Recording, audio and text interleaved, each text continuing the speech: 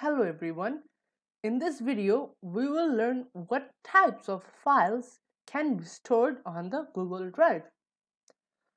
So the Google Drive viewer, which means the Google Drive, it allows you to store your documents, store your Excel sheets, store your PowerPoint presentations, which is the Google Slides, or store your forms, the Google Forms. You can also store drawings. You can store image files, like all the images, like the JPG format or the PNG format or .gif format, any format. You can also store them, and also the video files and the audio files. So basically, the files that you can store on your computer, you can store them in your Google Drive.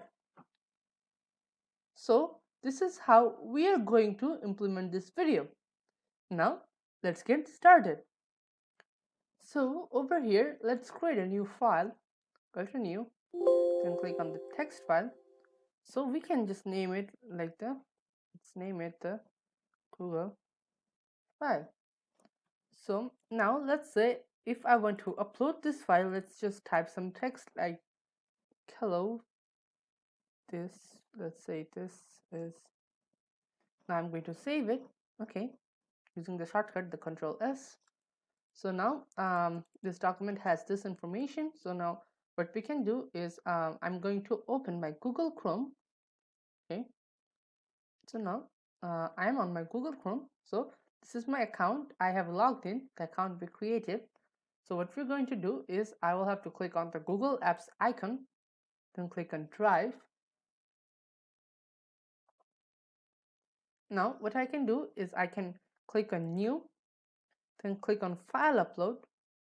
Now I need to go to my desktop because that's where my file was. Here is the Google file. Now if I just click on it and click on Open, now the Google file is uploaded. Now let's see by opening it. So you see, let me just see if we can zoom it. So you see this has the same line that I had in the document over here.